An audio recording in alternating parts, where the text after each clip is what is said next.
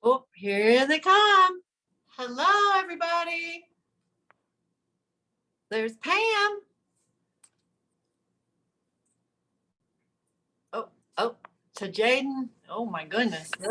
They're showing up tonight. Oh, you vacationers are back.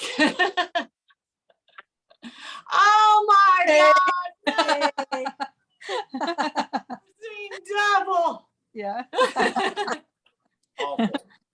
Awful. That's it. I quit. He quit. He's done.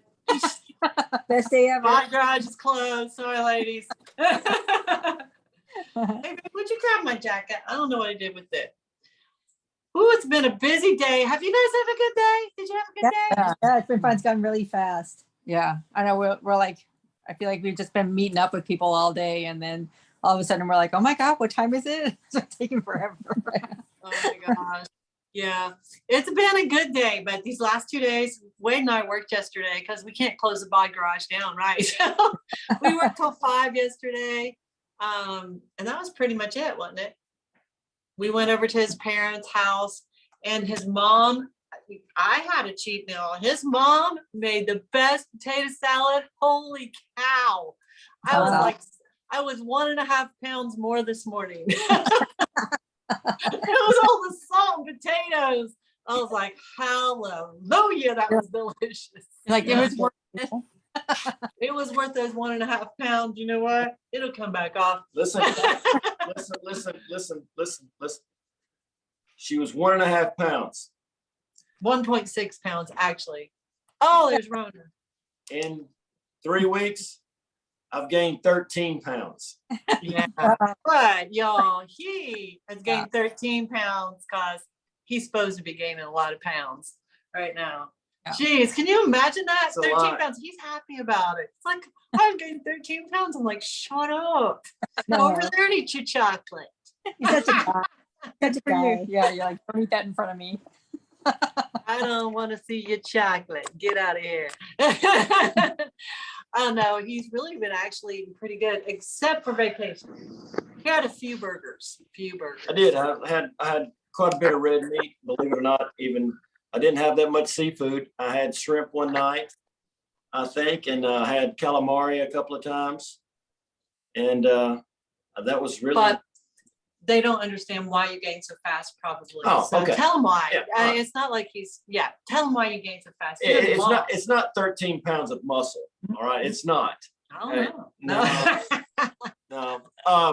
Maybe. The day before the show, I weighed 166. Okay. You'd lost a bunch of weight. I had lost probably 7. I had lost about 8 pounds, but I was trying to lose 8 pounds that last week.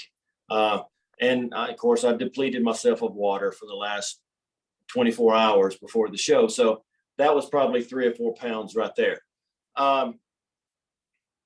The way that works is, so I weighed 166 on Friday morning. I did not weigh Saturday morning. I probably weighed 165, probably. Or less. And then, so that was June 11th. Okay. So from June 11th until I think it was 3 days ago is when I weighed for the really first time in a while. I just didn't think about weighing it. So 3 days ago was what? The first, the second? Yeah. The second, I got on the scale and I weighed 179.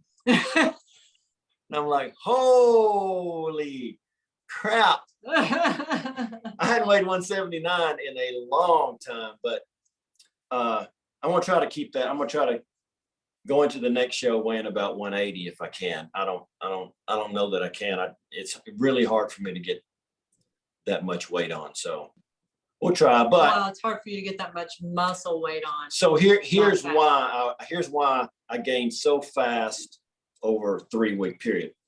when you deplete yourself, now listen, guys, we don't recommend this. Okay. This is not something that we coach at the Body Garage. But if you compete, there are certain things that you need to do that last week before the show.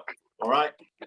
And you're really depleting yourself of water, no salt, no seasoning, carbs. You're down to 0 carbs. I was 0 carbs for 3 days in a row, 0. And then Friday, I really carved up the night before the show. I had probably 300 or 400 carbs that day. So the way this works is after the show, I started drinking water because I hadn't had any in 24 hours, basically. And when your body feels like that it's depleted of water, it's going to suck every ounce, every drop of water it can find, and it's going to hold on to it, and it's not going to let it go. Mm-hmm. So a lot of this weight is my body's loading with water. It's trying to recoup. It's trying to recover because it thinks that I was in a almost like a starvation mode. Okay. So your body will protect itself with water. That's why we're all holding water weight. Okay. Possibly 10 pounds of water. It could be more than that. That's why drinking water is so important. If you don't drink your water, your body will hold on to whatever water it has. It's not going to let it go because it's trying to protect your organs. So the more you give it, the more it will release. Okay. You got to remember that. The more water you take in, the more your body will release. And yes, you're going to use the bathroom more for a while, but after a period of time, your body will get used to that. Okay. That's why water is so important. Your muscles are 70% water. So you got to think of your muscles, for those of you who are new, you got to think of your muscles as a grape. Okay. So as long as the grape is nurtured and it's full and it's ripe, it stays really, really round and really sharp looking. Okay. But when it starts getting water depleted, it will start shrinking like a sponge. You got to think about it like a sponge, and it will get brittle and it will get weak if you don't constantly fill your body with water. All right. That's why water is so important. That's why when a lot of our clients come on that first 3 or 4 days, they see weight loss. It may be 3, 4, 5, 6 pounds that first week. It's water. Okay. I want you to remember that it's water, and that weight loss will more than likely slow down a little bit, and then it will kind of level out. But that first week, you're going to lose water if you're taking in the amount of water that we recommend you take. But also if you lower your carbs too. Yeah. Most people are low in your Yeah, carbs. carbs are full of what? Carbs are water. Carbs make your body, your muscles hold on to water. Yeah. All right. So we got a plan here tonight you don't know anything about. All right. We're talking about you. That's normal. I'm ready. No, What am I doing? We are talking about our whys. Why we came on here, why we are doing this, why it's important to us, because we have to remind ourselves of those things, because when times get rough, and it's not always easy. Some of you guys have been here for a while. It's not easy what we do some days, but what we got to remember why it's important to us, why we're making ourselves a priority. But I also want to talk about another thing, the why we can't. Can you believe I said that? I'm always usually trying to be really positive, right? But why we can't, because I've heard a lot of those why we can't this week. And I want to talk about those. And I kind of want to talk about those first. I'm going to flip it in reverse order, because here's why. And I want you guys to be real, okay? Because here's why. I hear a lot of why I can't. And I want you to know, first of all, excuses are valid. So I'm not saying they are not valid, because they truthfully are. We all have reasons why we can't. All of us. we have excuses, and those excuses are, we're busy, we're on a ship. Heck, we got an airline pilot on here. Did you know that, Rona? You and the ship pilot, the ship captain and the airline pilot need to get together and do some stuff. Who's the airline pilot? She's not on here tonight, I don't think. Oh, And then we've got Yeah. amazing women like Pam who've competed in the past. We've got the twins who are running all these crazy races. We've got all you guys, and in all of these areas in our life, we've been confronted with reasons why we can't, right? Reasons why you can't be a ship captain, Rona. Number one, you're a woman. What are you thinking? You know, you can't be a ship captain. Did those kind of things come up to you? I'm sure that they did. Yeah, they have. But I'm a big advocate for, and I've done a lot of work within the Coast Guard regionally, nationally with our diversity and inclusion symposiums and forums. So I'm a huge advocate for that. I've been featured in our national Coast Guard publication, and and I do a lot of mentoring and stuff like that. But yeah, I mean, I have had struggles. I've been treated differently. I've been overlooked. I've had to overcome all that. But one thing that really helped me, and this is going back about 10 years ago. So I was really big into triathlon, and when I first moved out here to where I live now in British Columbia, and my husband, he met up with these people, like they're big into the outdoors and kayaking and stuff like that. And these people are amazing. They are all super fit, outdoorsy, highly educated, and I was extremely intimidated by all of them. But I, kind of got on my track of doing what I'm doing, and I started out and I found triathlon, and I started my job with Coast Guard, and I worked and I worked and I worked. And then it turned out, these people started becoming a little bit more intimidated by me, right? And not that, I'm not trying to toot my own horn or anything, but you know what I mean? It was just sort of, it was a slow, gradual process. And through the process, and it was triathlon that really made me learn about my strengths, and that if I commit to something, I can achieve it. Because I actually did fairly decent when I was in it. And I had a coach. She put me on the program. I followed it to a T. My nutrition was very, it was just sort of, I didn't go on like a diet program per se, but because of the training I had to do, I had to eat to that because it was a lot of training. And then I did that while I was at sea. My father passed away while I was doing my training, which was also just a really good place for me to put my energy when I was doing that. So yeah. And so what happened then sort of, and I did triathlon for about maybe 5 years, and I did pretty well with it. But then other parts of my life started to take over, and that's where I started to slip.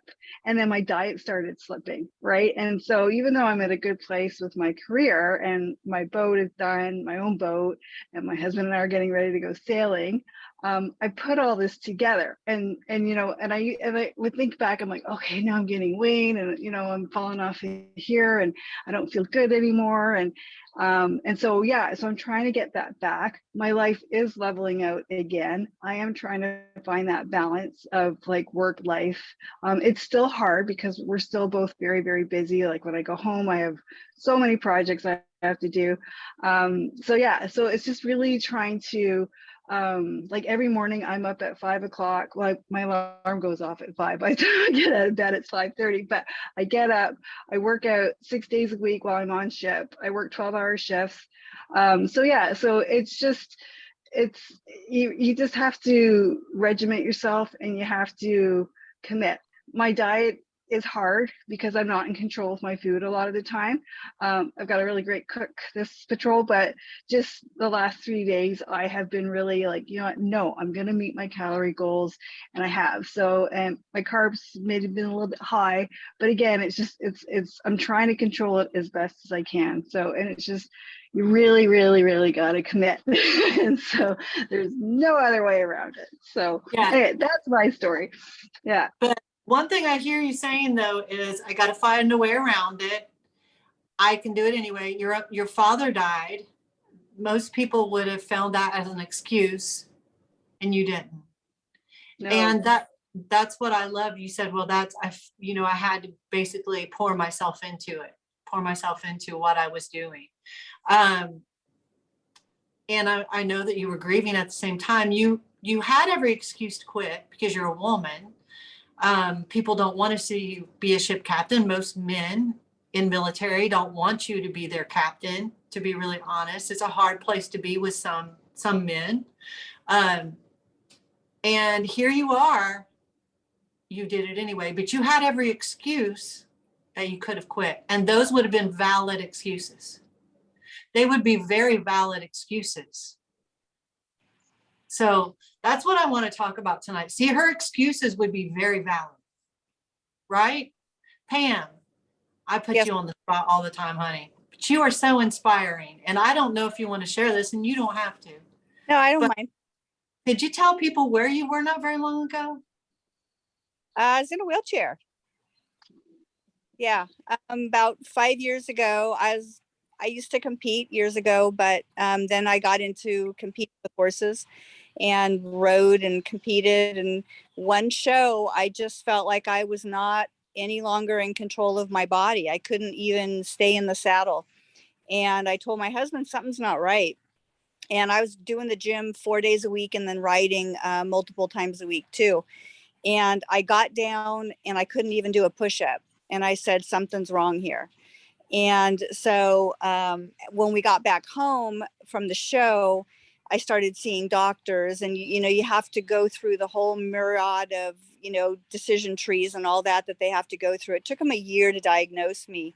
I have a super, super rare autoimmune that attacks your muscles. It starts at your core and works its way out. So it destroyed, that's why I couldn't stabilize myself, it destroyed all of my abdominal muscles, back muscles, arm muscles, hip flexors, quads.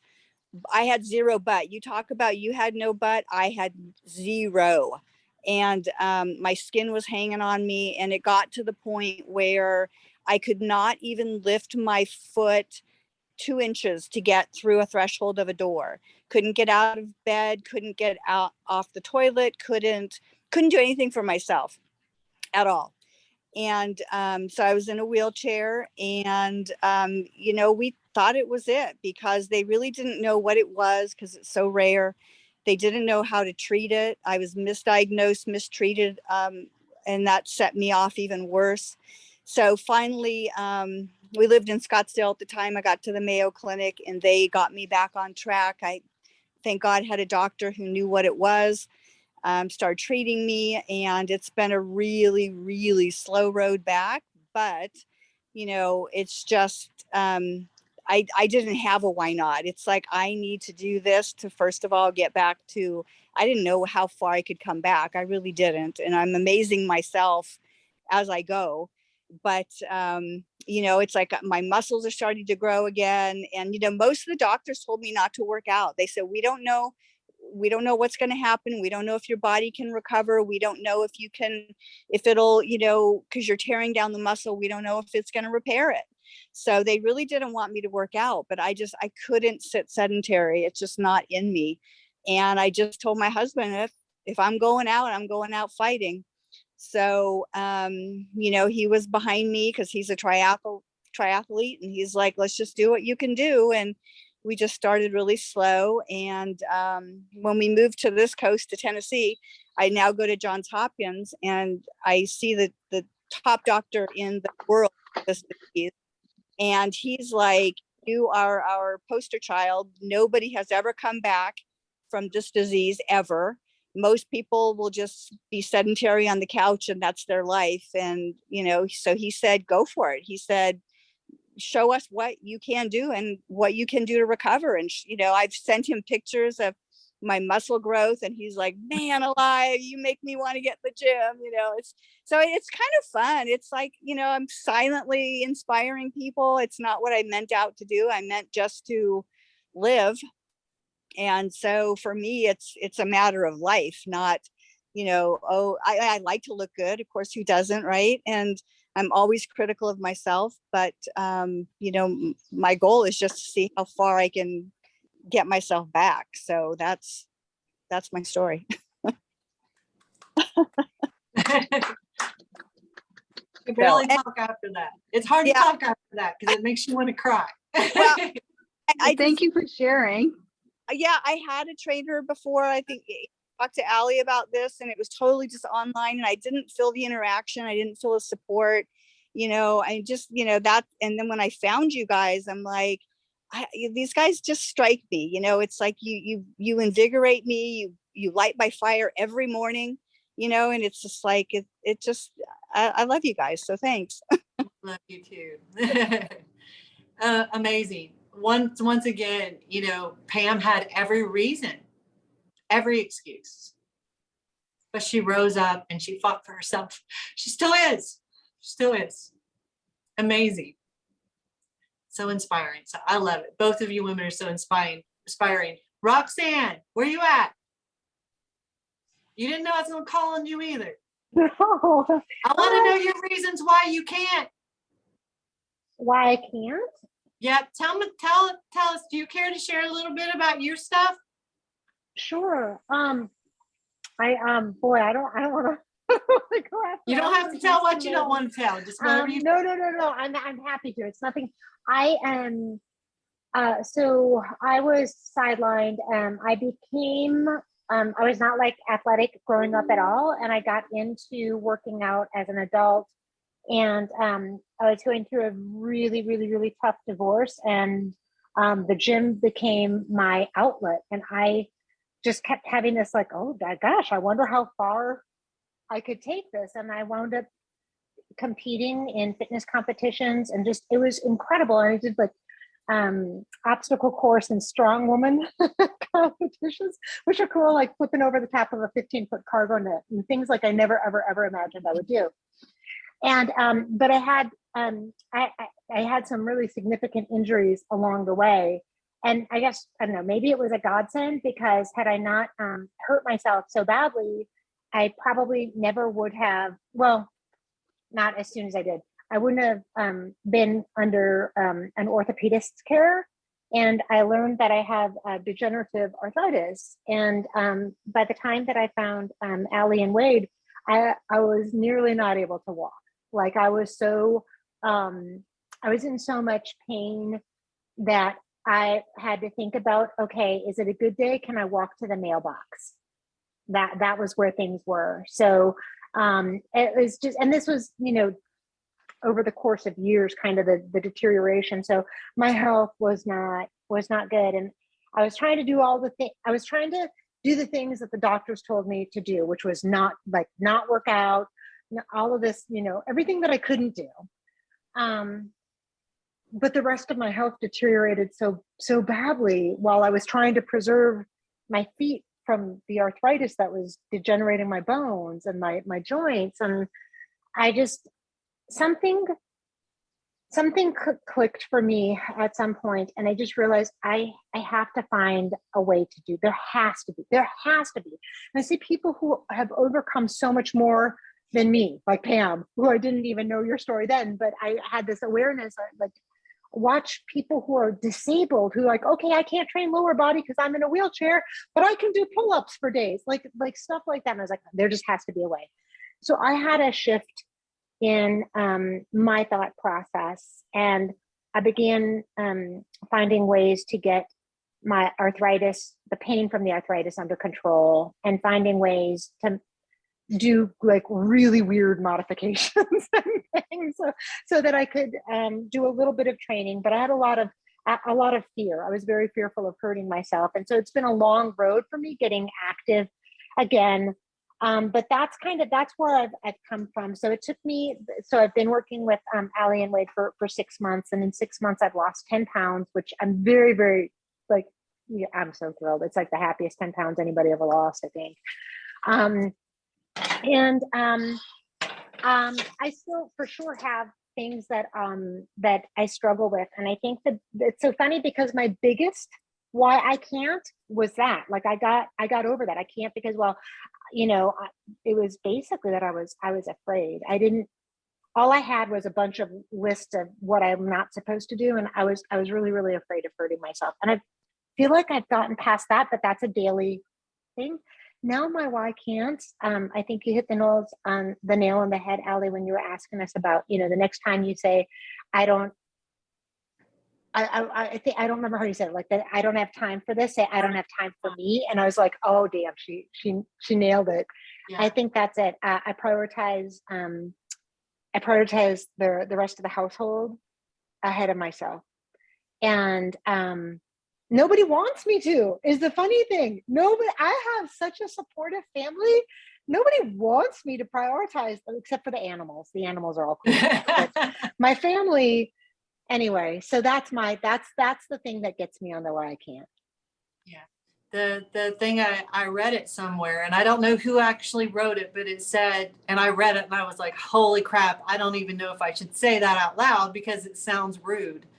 It says, instead of saying, I don't have time, instead change it to saying, I'm not a priority, and see how that feels. Yeah. Holy crap. And that feels awful because Right. I've been there. I'm not a priority, and that hurts to say it that way, but that's the truth.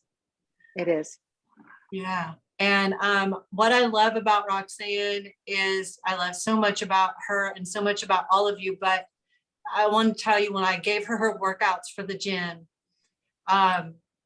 she's headed back to the real gym now and doing some crazy things. But there was things on there that she could not do because her parts of her feet are frozen and she could not do them. And she could not do them like normal people. But you know what she said? Oh, I'll just modify it. You won't understand. She said, some of the modifications I've come up with to be able to do that, I'm going to do it. I'm going to do it. I'm going to find a way. And I'm over here going, wow, amazing. But she had every excuse why she could not. But she is. Pam had every excuse. Rona had every excuse. You and I have every excuse why we cannot. We do. And it's a choice. Mm-hmm. It is a total choice. Some of us have type 2 diabetes. Some of us have type 1 diabetes. We brought on a lady from, where's she from? Costa Rica. No, that was a different one. This lady she lives in Kenya. She owns a restaurant in Kenya. She's one of our new clients, and she has type 1 diabetes. She owns a safari tour place and a restaurant. She does all the coolest things in the world. And you know what she said? I'm doing this. I'm going to do this. I'm going to be healthy. And those type of people inspire me. All of you inspire me. See, here's the thing. We let these little things, and the reason I wanted these ladies specifically to share, and there might be more of you who want to share, because we want to hear your inspirational stories. Believe me, we need to hear them because it reminds us exactly where we're at. Holy crap. It makes those small excuses that we get that are legitimate. I'm telling you, they're legitimate. We have so many nurses on here that work 12 hours a day. They barely have time for lunch. They don't eat lunch sometimes. They got protein bars in their pocket. They have every reason why they cannot, but they are choosing to do it anyway. So I want to talk to you guys about that. There are, I have made so many excuses in my lifetime of why I can't. And truth was, if I decided to rise up like these women that we just heard from and to do it anyway, I was stronger than I thought, and I could do more than I thought. And these women right here, I love you guys because you make my lame excuses look so insignificant. I love it because it brings us back to reality, to go, holy crap, it is a good excuse. I am busy, but you know what? If I really want it, there's no reason I can't do it. Mm-hmm. You ladies remind us of that. And see, and then after we think about our excuses and how we've overcome these big things in our life, every single one of us, Pam's got an amazing story.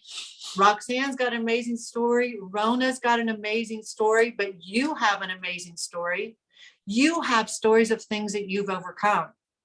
How did you overcome them? Right here in your mind, you had to change your mindset. Pam had to change her mindset. She could have either accepted to stay in a wheelchair or rise up. And she chose to get up, and she chose life and to live an abundant life. Roxanne, same thing. She could have stayed down. She could have done that. She chose to rise up. Rona could have said, you know what, this is too hard. It's too intimidating. There's too much criticism, too much negativity. You know, she could have walked away, but she said, no, I'm going to do this. It's hard to be a woman in the military, especially the head of a ship. I can't even imagine, you know? And I'm telling you, you have to change your mindset. That's where you win. People ask me my secret all the time. How'd you get in shape, Allie? And they want me to give them this magic pill, this, oh, it was no carbs. Bull crap. Or it was this magic pill I put, magic pill I took, or this patch I put on my arm. All my dreams came true. I lost all my weight, and that was just so easy. Or you're really lucky, they'll say. That's another one. You're really lucky. You must have really good genetics. Have you seen me? Have you seen my family? Come on. Like, no, I don't. That's so untrue. No, I've worked for all of it. Jesus. I had to work hard for all of it. And it required consistency. Good God Almighty. And I had to change my mindset. Here's the secret. And when I tell this secret, I've had groups want to throw me out. They're like, are you going to give any free advice? I said, I gave you the best advice I could ever give. They don't see that as advice. And you know what I said?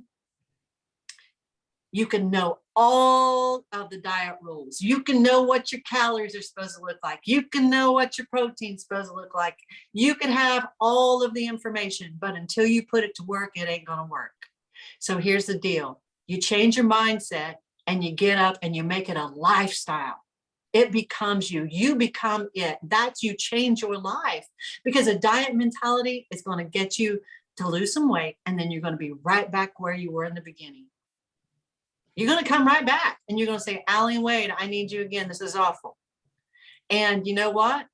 That's why, because we aren't changing our mentality. When we change our mindset, like Pam, I'm not going to stay here. Like Rona, I'm not going to do this. I'm going to move forward. Like Roxanne, I'm going to be better than this. I can do more than this. I can step up. Heck, I'll modify stuff. I'm going to make it work. When you have that mindset, you win. So you want to know what the secret is? That's the secret. Getting your mind right. And you can change it. And I'm going to go dark for a minute again. And I like to go dark because I like us to realize things. Because if I don't go dark, sometimes you guys don't get it. So I want you to hear me clear, okay? I was raped. It was awful. I was 19 years old. And I didn't tell anybody for 5 years. It affected my life with my husband, my ex-husband, for over 20 years. It affected me holding my baby when my daughter was little and couldn't even sit up. She was my first child, and she would rub my arm. I had to stop her from touching me like that. My skin was crawling. That sounds awful, okay? I couldn't get over it for many years. I was broken, but I kept thinking about it and letting it place me in a prison. You know how I got out of that prison? Right here. Just like Pam, I decided not to be in a prison anymore. I decided it wasn't going to hold me back. I decided I was better than that. I decided I was not going to lay down and die and be evil, because I was broken, and hurting people hurt people. And I was hurting people. And I was hurting myself. But when my life changed, it changed mentally right here. I had to make a decision. So all of our excuses, rape is a great excuse not to try in life, not to have a relationship. A bad relationship is a very good excuse to say there's no good men out there. See, we tell ourselves that because it's easier that way. But the truth is, there are good men out there. We just got to find them. It's going to take a little work. Thank God I found one, the right one. But I'm telling you, change your mentality, you will change your life. So we got all these excuses, they're valid. real valid. And now I want you to change your mind and find why you can't. And I want you to remember why this is important to you. And if you don't have a deep why, I want you to look inside yourself and say, did I just come on here to lose 15 pounds, 20 pounds, 30 pounds? And that's okay if that's all you came on here to do. But there's probably a deeper reason. And I want you to find that, because you need to know that when you've got to fight, you need to fight. And I want you to remember these ladies right here. And whenever you're feeling down, I want you to look at yourself and say, I'm stronger than this. I'm stronger than I think. Just like when we say, when you guys are doing exercises, oh my gosh, you know, Wade will get me in the gym and he's training me and he's like, I think that's it. I can't go any more weight at all. And Wade will put more weight on there. I'm like, no, I can't do it. And Wade said, step up to the bar. What do you say? Get the shit done. It's not heavy. It's not He heavy. goes, it's not heavy. You're telling yourself it's heavy. I do say the other, but yeah, I'll say, look, it's lightweight.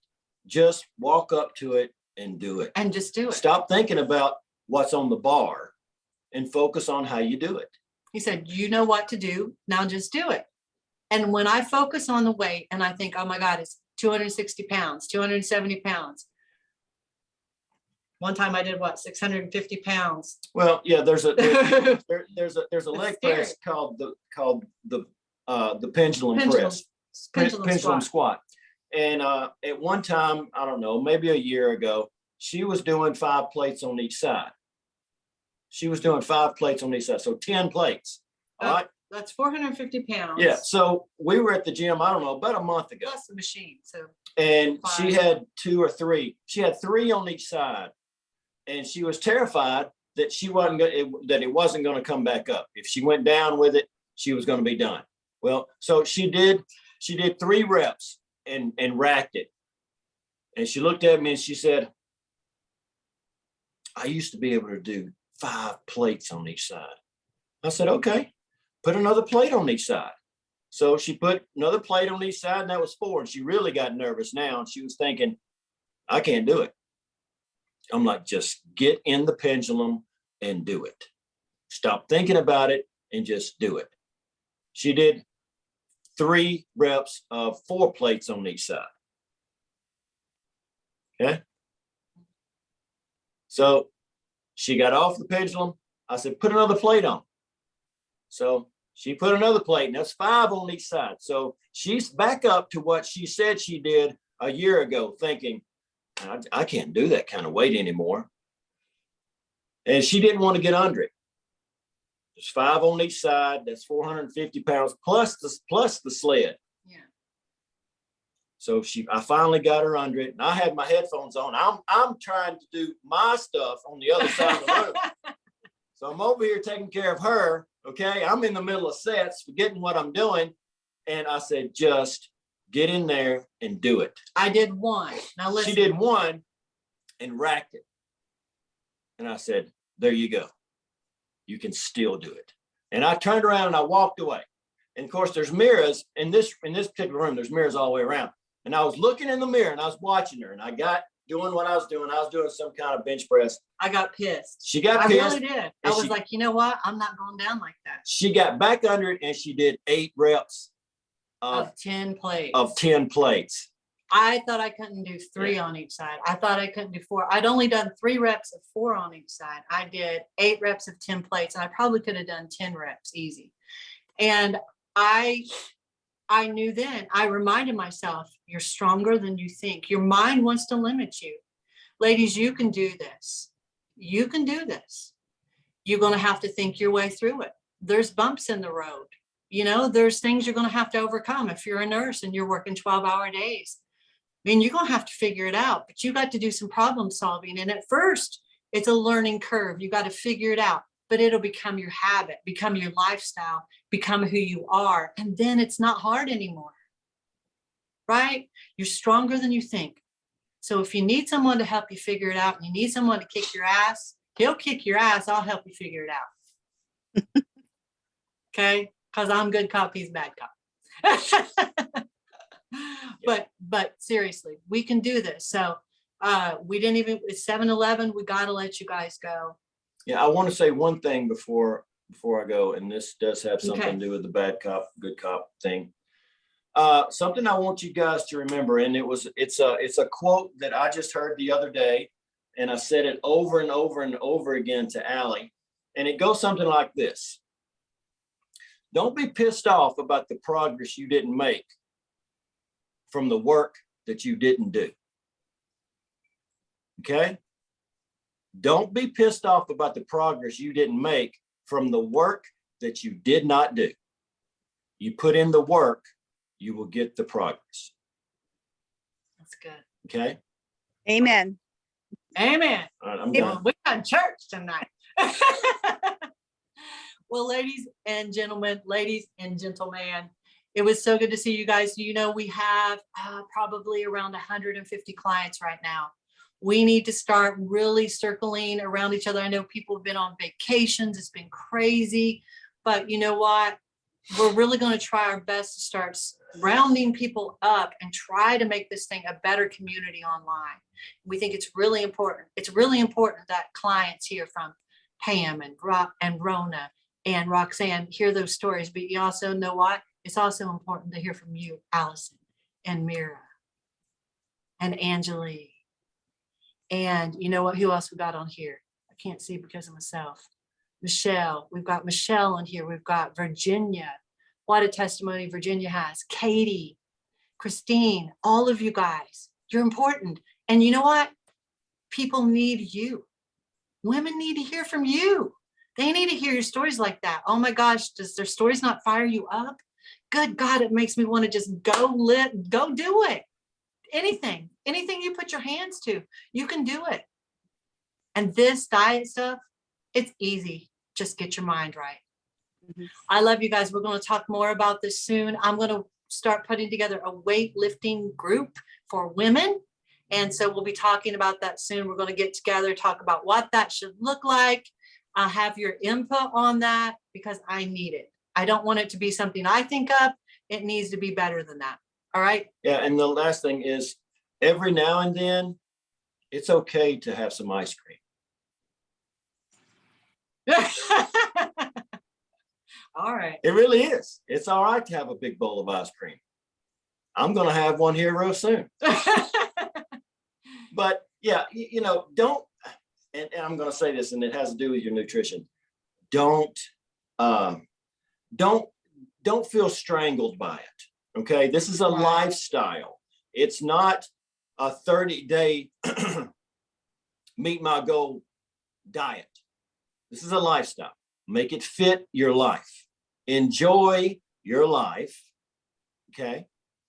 Enjoy those foods that you like to eat on occasion. Don't stop living.